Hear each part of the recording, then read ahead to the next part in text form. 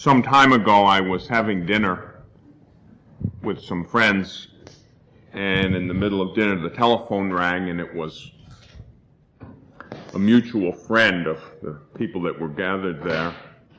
Oh, it was a young woman, about 21 years old.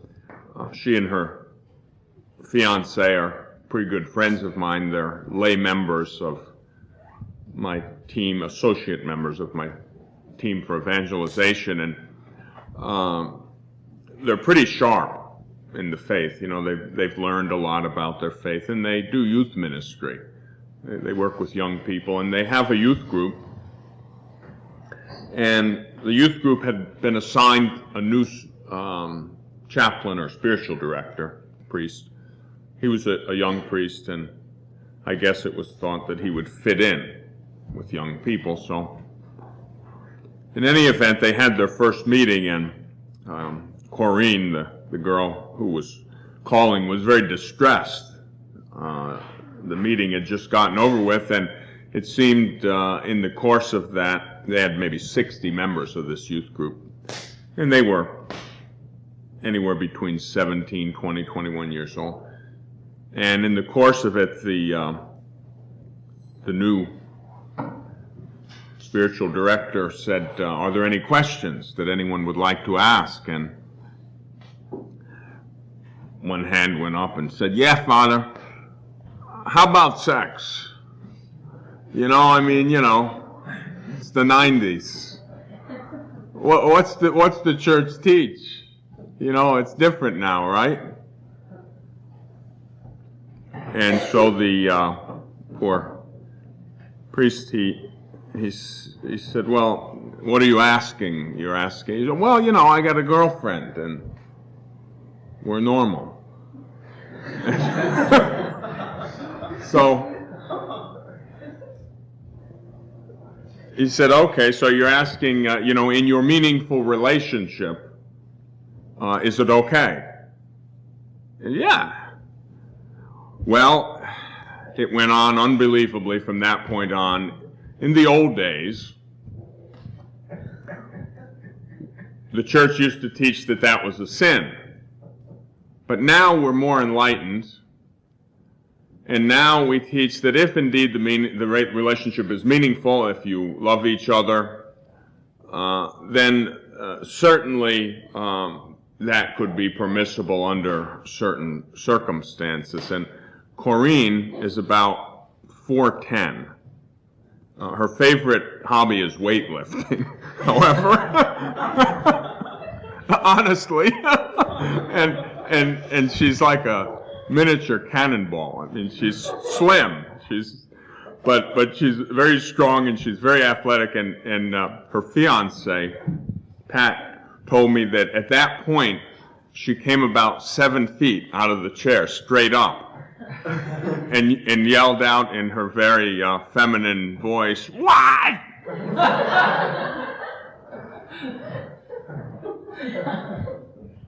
And she said, "Father, now where did you get that from?"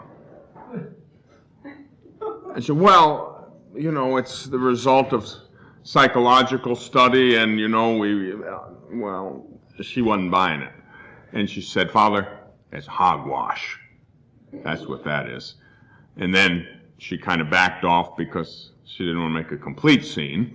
And so then she called. She's looking for me. And she called every number. She knew I was trying to track me down. And she said, all right, where is it? Where is it in the catechism? I need to know the number, and I need to take that back to him to the next meeting.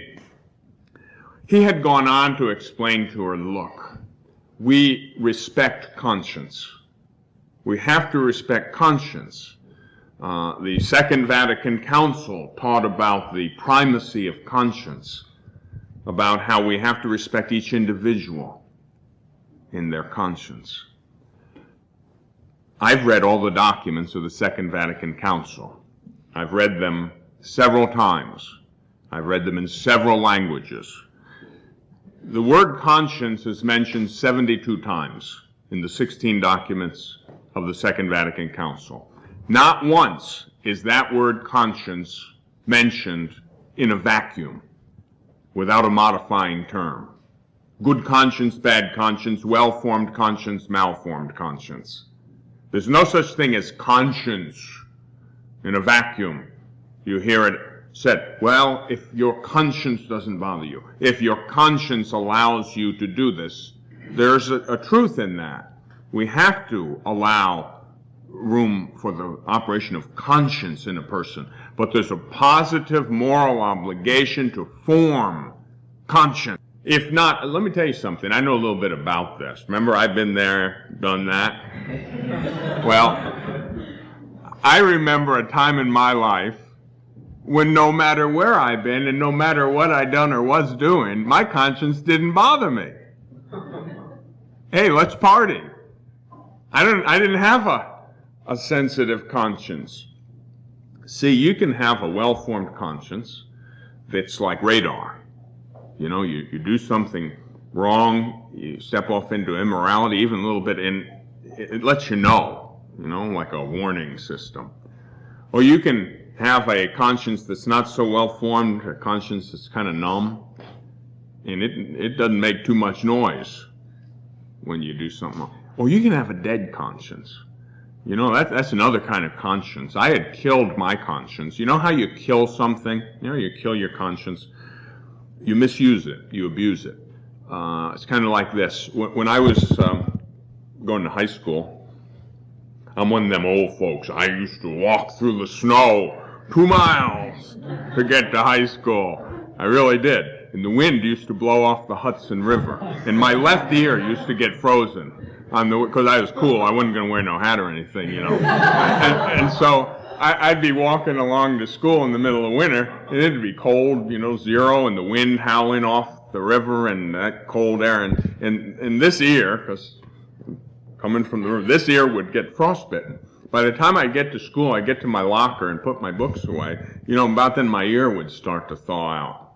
And man, if you ever had anything frostbitten, it hurts when it starts thawing out. And after a while, I couldn't feel anything, in this ear, it was just dead, I had frostbitten it one too many times, and I killed the nerves, so to this day, I don't feel anything here, it's just dead. You can do that to your hands. You get your fingers frostbitten one too many times, pretty soon your fingertips, they don't do what they were created to do, feel. You don't have any feeling, no sensitivity left. Well, your conscience is kind of like that. If you abuse it, and the way that you abuse it is by ignoring it, you might just lose it. Abuse it, lose it. Your conscience was given to you as a kind of an early warning system. Do good. Avoid evil. But we ignore that, and so we do a little evil. We avoid a little good. And then little by little, we numb it, and then we kill it. And then we begin doing stuff, and we say, hey, my conscience doesn't bother me. I can do that. Hey, Susie and I are in love. What's the big deal, man? My conscience doesn't bother me. No, Jack, your conscience doesn't bother you. It's dead. You've murdered it. There's nothing left there. So you see, you can have a good conscience, a bad conscience, or a dead conscience. And it's up to you. There are a lot of erroneous notions of conscience today. You hear that argument with artificial contraception, with abortion. Many people have come to me and said, Father, I feel that this is wrong, but I've been told if my conscience allows me to take the birth control pill, for instance, that I can do that. If my conscience allows me to do it. Lousy advice. Terrible advice. The next thing we'll say, if your conscience allows you to blow your brains out next time you have a bad hair day, go ahead. Not very good advice. Not very good advice at all. No, that's not how it works. The way it works is like this. Your conscience is something that needs to be formed.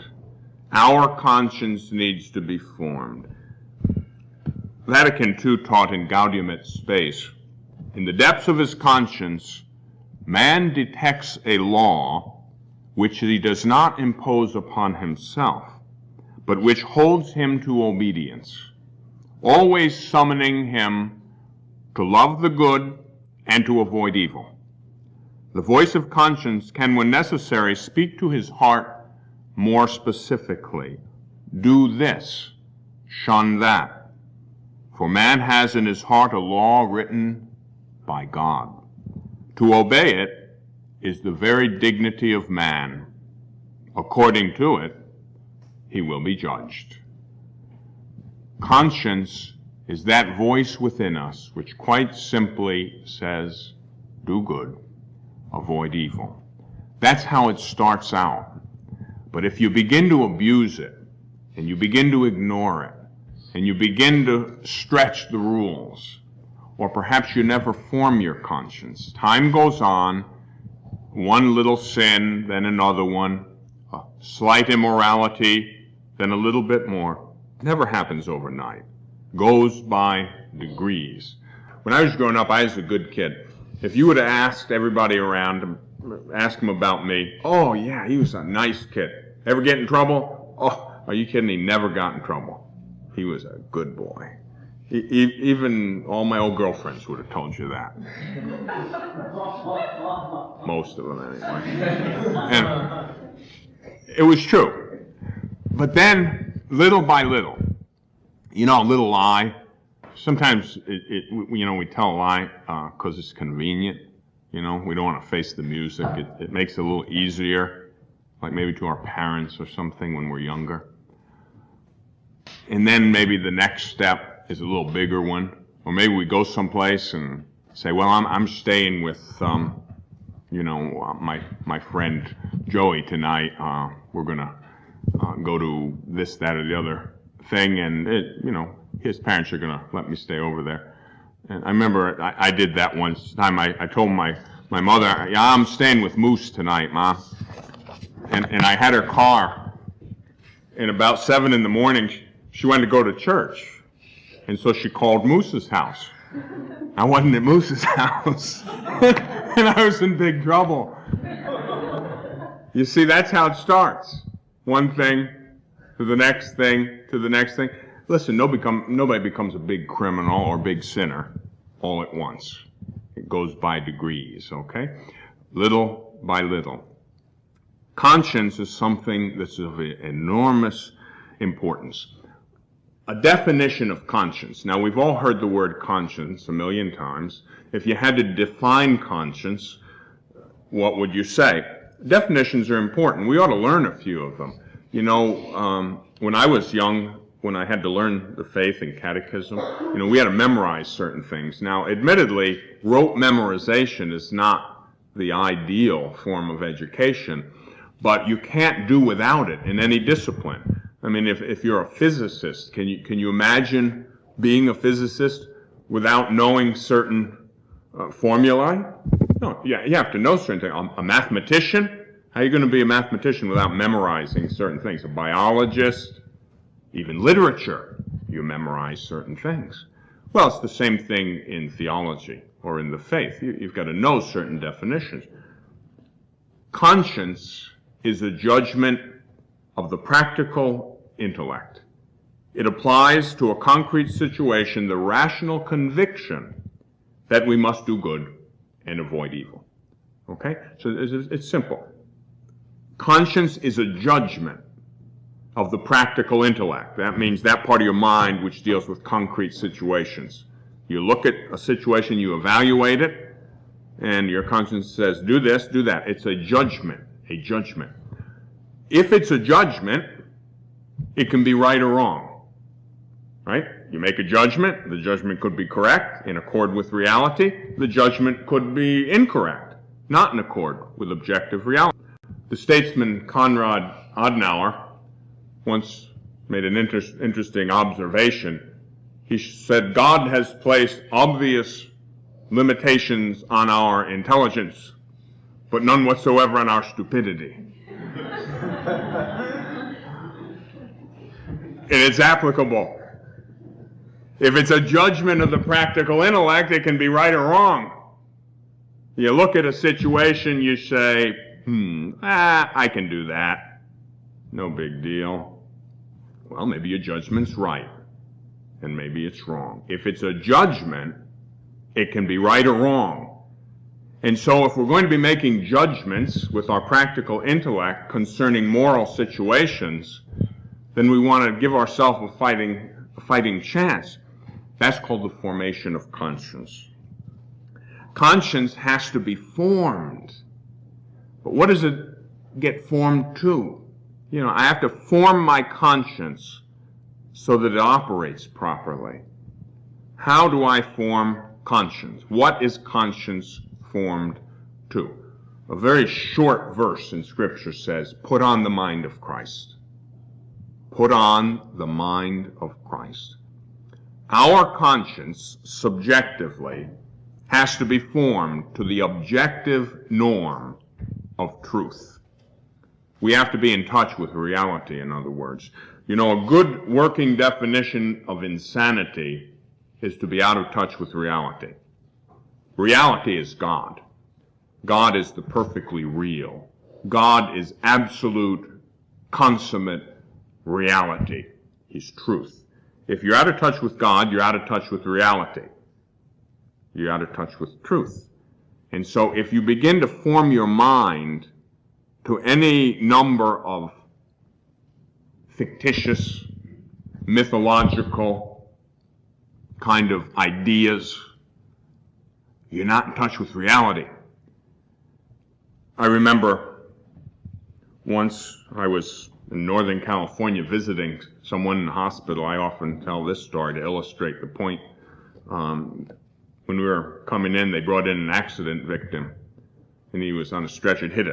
He was drunk. The guy was drunk. Hit a big old tree, and he was all bloody. And the ambulance attendant spoke to the intern, who came running out and said, "What happened? What's going on?" He said, "Well, man, drunk, ran off the road, hit a big old tree, got bleeding, and the intern goes up, leans over the guy, and the guy's out of it. He's really wasted, and says, "Well, what you going to hit that tree for?" Trying to lighten things up a little bit. And the guy kind of looked up groggily at him out of his drunken stupor. And he said, "Man, I don't believe in trees."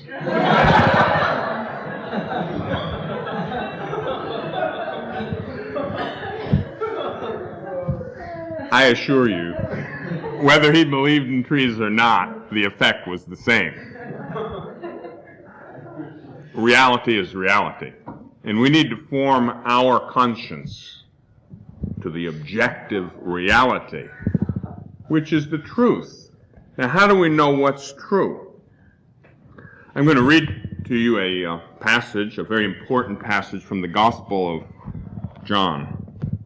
It concerns freedom, it concerns truth, it concerns conscience. Those are the three things that I'm going to speak to you about. Conscience, freedom, truth, and the interrelationship between those three very important realities.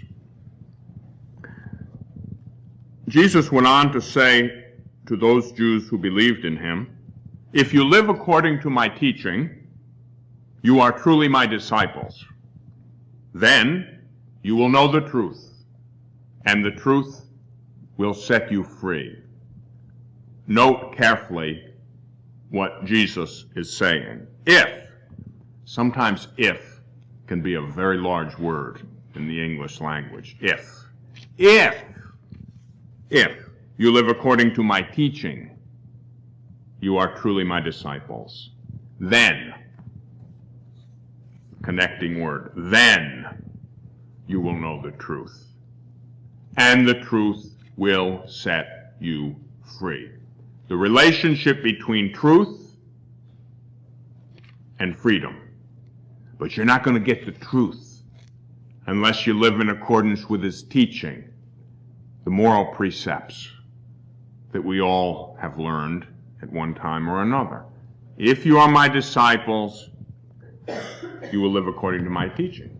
And then you will know the truth, and that truth will make you free.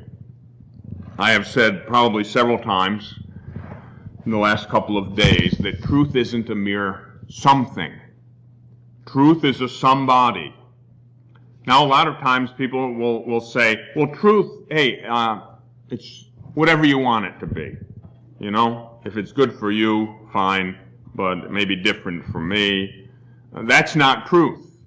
Because if truth is that fluid, then it's going to get washed away. That's not what truth is. Absolute. Rock solid.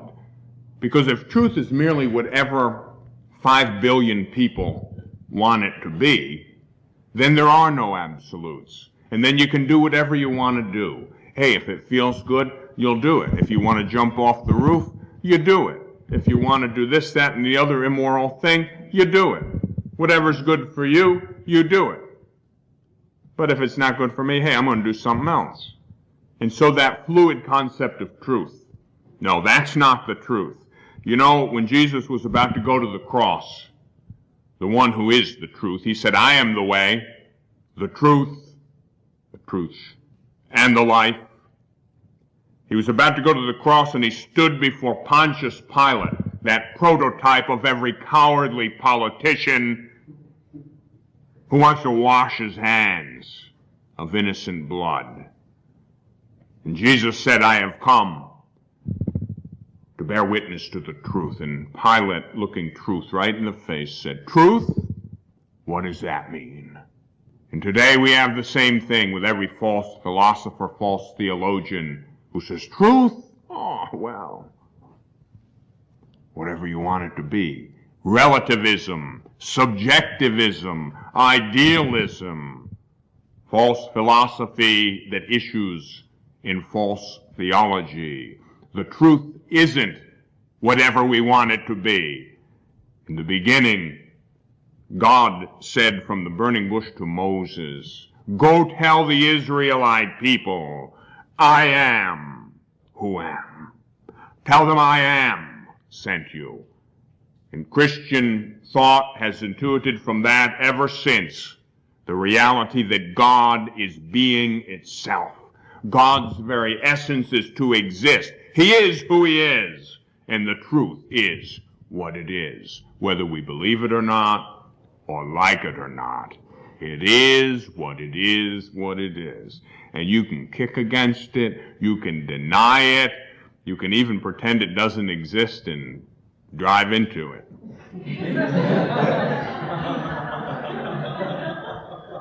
But the effect's going to be the same.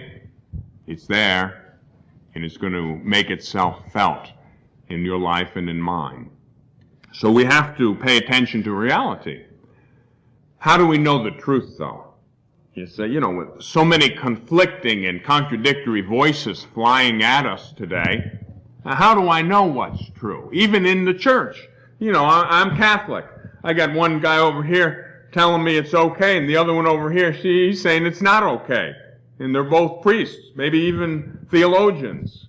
You know, what am I supposed to believe? You got to believe the teaching of Christ. How are you going to know it? How are you going to know what's the authentic teaching of Christ? Well, I spoke about the church this afternoon, and I told you about the rock, about Peter. I'll give you the shortcut. If you want to know Christ, remember Jesus is the truth, right? He said, I am the way, the truth. Truth is a somebody, not a mere something. If you want to know the truth, if you want to know Jesus, you've got to look to Peter. Peter is the one who recognized him at Caesarea Philippi. And it was only Peter who recognized him. None of the others got it right. Oh, some say John the Baptist. Some say Elijah. Some say Jeremiah, one of the other prophets. They didn't get it right. Only Peter got it right. Thou art the Christ, Son of the living God. And at that point, the Messiah said, you are rock, Peter. And upon this rock I will build my church, and the very gates of hell will not prevail against it. Remember who the minister of hell is, Satan. Jesus called him a liar and the father of lies, a murderer from the beginning. Lying speech is his native tongue. book of Genesis, in the beginning, what happened? Our first parents in paradise were confronted by the serpent. He said, "Did God really tell you not to eat of the trees in the garden?" Eve said, "No." He said, "It's only the tree in the center of the garden, the tree of the knowledge of good and evil, that we are not to partake of or even touch, lest we die." And the serpent said, surely you don't believe that. The father of lies is calling God a liar. Surely you don't believe that. Surely you sophisticated people of the 90s, educated, university-educated people, surely don't still believe that Polish Pope. You don't really believe you're going to suffer eternal death if you don't act in a moral and upright way. You surely don't still believe that, says the father of lies. Surely you don't believe the life of grace in your soul is going to be extinguished because you engage in premarital sex, take birth control pills, have that abortion. How childish.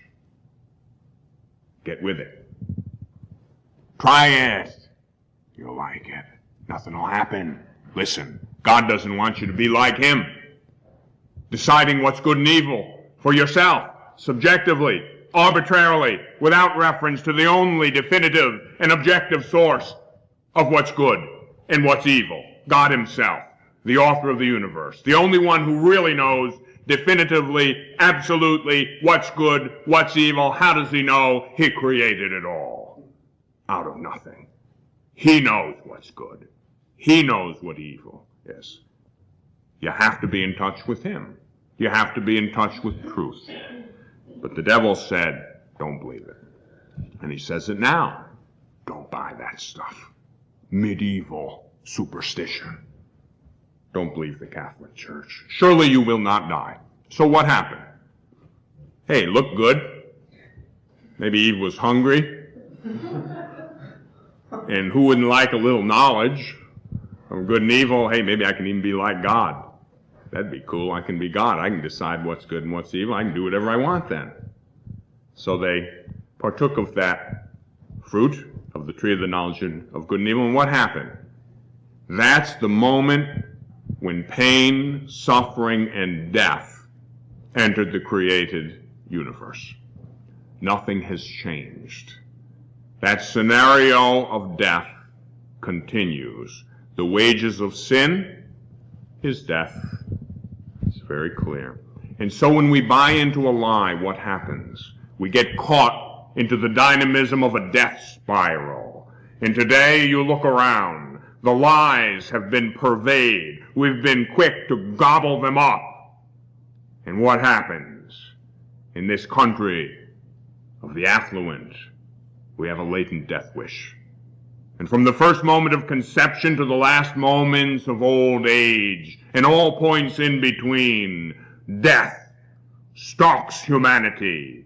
From abortion to euthanasia, with suicide and violence everywhere in between, we have a latent death wish in 20th century Western civilization.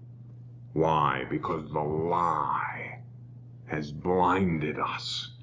And wanting to be able to decide for ourselves what's good and what's evil, we bite into the apple of death, poison our understanding, blind the eyes of our conscience, and enter into that darkness which leads to moral, spiritual death.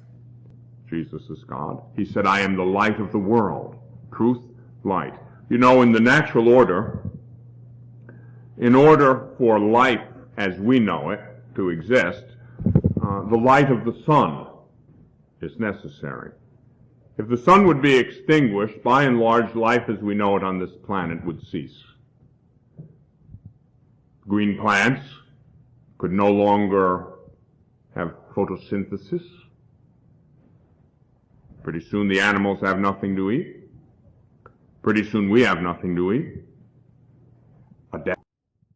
Now what happens in the moral order? The light of truth is obfuscated. We begin to invert reality, much like reversing the poles of an electrical current. You place the negative where the positive should be, and the positive where the negative should be. You turn truth upside down. What happens? The power fails. The lights go out.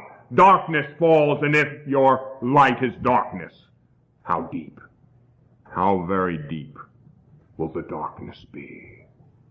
And so you don't want to call the truth a lie, and lies the truth. For that inversion of the poles of reality, that satanic turning upside down of that which is true, results in death. And so millions of babies are murdered in their mother's wombs. The elderly now begin to fear for their lives. Suicide fast becoming the number one cause of death among young people in this country. And we say we are so well off. We've begun to play God. We've begun to buy into the primordial lie that says, do it for yourself. You decide.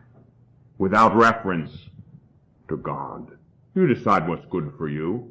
You decide what's bad for you. Never mind God. Never mind that religion stuff. And so truth becomes a subjective construct. Whatever you think it is, fine for you. And so we begin to act in accordance with our fallacious, erroneous concept of the real, the true, the good, the beautiful.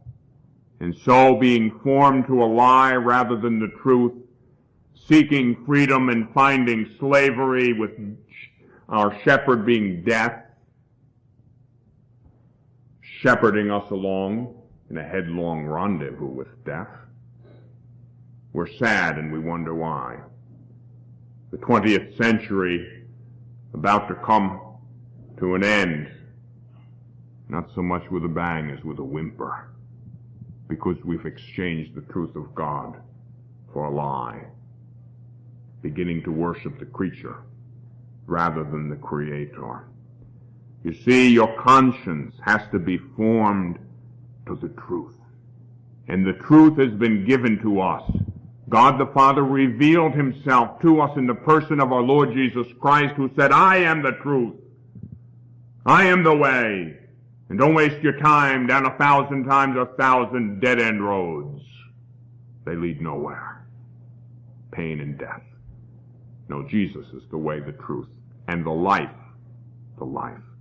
And he said, if you are truly my disciples, you will observe, obey my commandments. And then you'll know the truth. And that truth will set you free. Conscience isn't independent. It isn't arbitrary. It isn't exclusive. Conscience divorced from truth is moral bankruptcy. Conscience formed to truth liberates you, sets you free. Conscience is not exempt from error because it's a judgment. It can be right or wrong, and so let's get it right. Conscience derives its dignity from truth. Form your conscience to the truth. How do you know what's true? Listen to the church's teaching. Don't listen to the dissident opinions of individuals, theologians who may or may not accept church teaching. Listen to Peter. You want to know who Christ is? You want to know him for who he really is? Listen to Peter. He's the one who got it right in the first place, and he continues to reveal the face of Christ to us. The rock. And so our faith is based on that rock. Our conscience is formed to the truth. And then that truth sets us free. Now there's another word that's much misused today, freedom. Now we live in, the home of the brave and the land of the free. I always get them opposite. Something like that, right? We pride ourselves on freedom, and rightly so. Freedom's a great thing. The United States is a great country, and we want to be free. We say, I got to be free. Got to be free, got to be me. Right? Freedom's a wonderful thing. God created us for freedom. It says that in Scripture. God did not create us for slavery. God created us for freedom. But what is freedom? The 20th century Western world labors and limps under a fallacious concept of freedom. Now, most people think that freedom is doing what you want to do. Well, yeah, that's what it means to be free. I can go where I want to go. I can do what I want to do. That's freedom, being able to do whatever you want to do. Boy, is that a big old lie. If freedom is being able to do whatever you want to do, if you really can't stand what I'm saying right now, you can pull out your Dirty Harry 44 Magnum and you can blast me right out of this chair. Why not? If freedom's being able to do whatever you want to do, well, maybe I like your car better than mine. Mine's got a lot of mileage on it. And so maybe, hey, it's pretty nice. I think I'll take this home with me. I'm free. I live in the United States. You're going to take my freedom away? I want your car. I'm taking it right now. Freedom. No. See, we know there's something wrong with that. You want to learn things, go back to the beginning. Let's go back to Genesis again. That's what it means, the beginning. In the book of Genesis, what happened in the beginning, God created everything, put our prototypical parents, first human beings there, said, yep, you can have eat anything you want. You can have anything, eat of all the trees. Human freedom is very broad. However, do not eat of the tree in the center of the garden, the tree of the knowledge of good and evil, or even touch it, lest you die.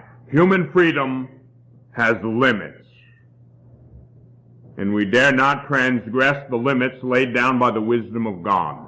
You step outside God's wisdom, you step into the darkness, and there isn't any life in the darkness. And so you see, freedom has limits. Freedom isn't whatever we want to do. Freedom is not the ability to do whatever you want to do. Freedom is the ability to do what you ought to do. You got to be free to do the highest and best thing. Who was the most perfectly free human person ever? The Blessed Virgin Mary, of course. Why? No sin. Who's a slave? The man who sins becomes a slave to sin, Jesus himself says. She had no sin, and she was free. Well, what kind of freedom are we talking about? Hey, freedom to use your human existence to do the highest and best thing at all times. Well, what's that? Knowing, loving, and serving God with your whole heart. God doesn't want any half-hearted lovers. With your whole mind, He doesn't want any half-witted lovers.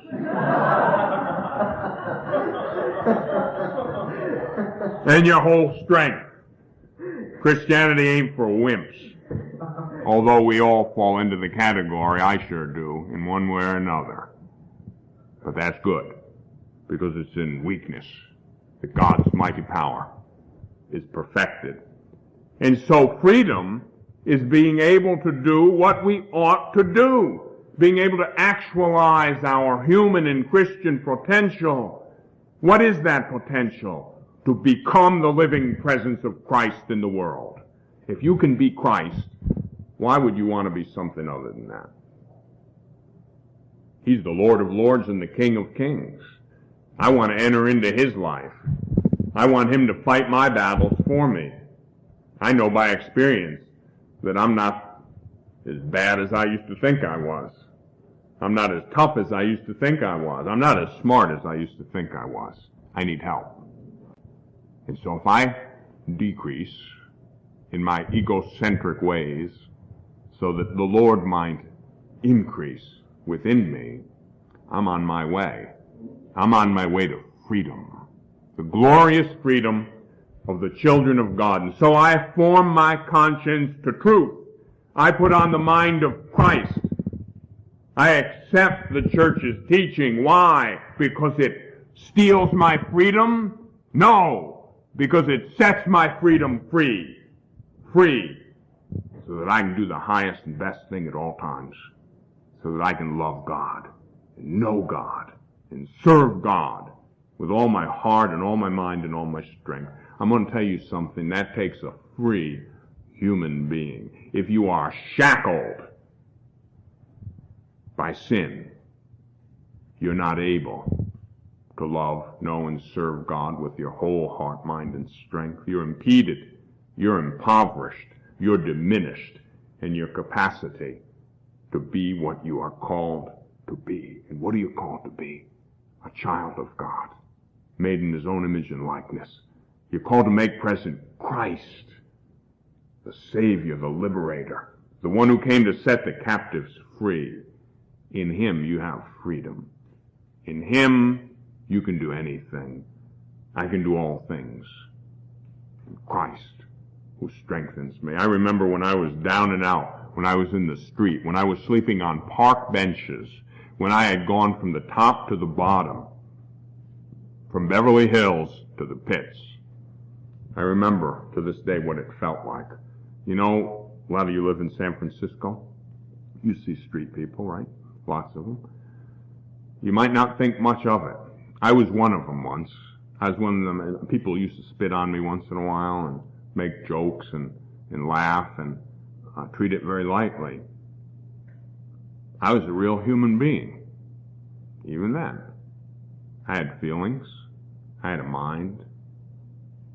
My will was enslaved to sin. I was in darkness.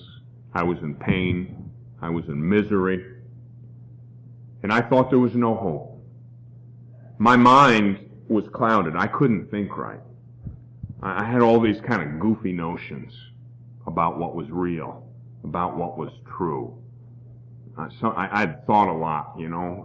I'd gotten some goofy philosophies in my head, things that didn't make any sense. You know, sometimes when we want to seem erudite, we listen to philosophy lectures of certain modern philosophies, and we nod our heads, knowing that we don't have a clue what the heck that guy's talking about. But, you know, we want to seem erudite and educated, and, oh, yes, isn't Professor Jones brilliant? Brilliant. And then Professor Jones will come and say, what did I say? Well, I don't exactly know.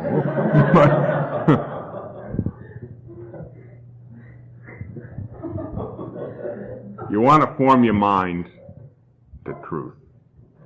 And that truth will then set you free. There's a higher kind of freedom. Listen, I drove my Ferrari 160 miles an hour. I went out on my 60-foot Hatteras yacht and sailed to Mexico. You know, I did all those things. I got a 3rd-degree black belt in Shotokan karate. I traveled here, I traveled there. I owned things all over the place. So what? Really? So what? I was miserable in the middle of it all. And I was a slave. And I couldn't break out of that dark cavern, that slavery to sin. But then Jesus came into my life, the one who said, I'm the way, I'm the truth, and I'm the life. The one who said, if you're really my disciples, you will obey my commandments. You will abide in my teaching. And then you will know the truth. And that truth will set you free to rise on eagle's wings to soar to your destiny, which isn't the dust of the earth, but the stars of heaven. God called you to shine with the brilliance of the one who said, I'm the light of the world. He didn't call you to grovel in the dust of the earth. He called you to shine with the brilliance of divine light forever. That's what it means to be human. and to be Christian, and to be free, and to be, my brothers and sisters, form your conscience to the truth. Form your conscience to the church's teaching in faith and morals. Listen to Pope John Paul II. He's not only a brilliant man, he's a holy man. He's the successor of St. Peter, the one who recognized Christ for who he really is. Listen to the successor of Peter, and then with your mind formed to truth, you'll be set free. St. Augustine once had a fight with a heretic bishop named Julian of Eclanum. Julian of Eclanum was teaching that freedom is the ability to choose from between opposites. For example, good and evil. That's freedom. You can choose good or you can choose evil. And Augustine said, oh no, that's not freedom. Because if that's freedom, then God's not free, because God can't do evil. And is that then how you worship God, by stripping him of his freedom? No, freedom isn't being able to do whatever you want to do. Freedom is being able to do what you ought to do as a child of God, as a noble, moral creature, loving, knowing, and serving him with your whole heart, mind, and strength. And so, don't forget that Trinitarian relationship between freedom, conscience, and truth. Form your conscience to the truth, knowing full well that that truth will liberate you. The truth will set you free. And then in that freedom, that beautiful, that glorious freedom of the children of God, your life will take on new meaning, and you'll become everything that God created you to be from the foundations of the earth. God bless you.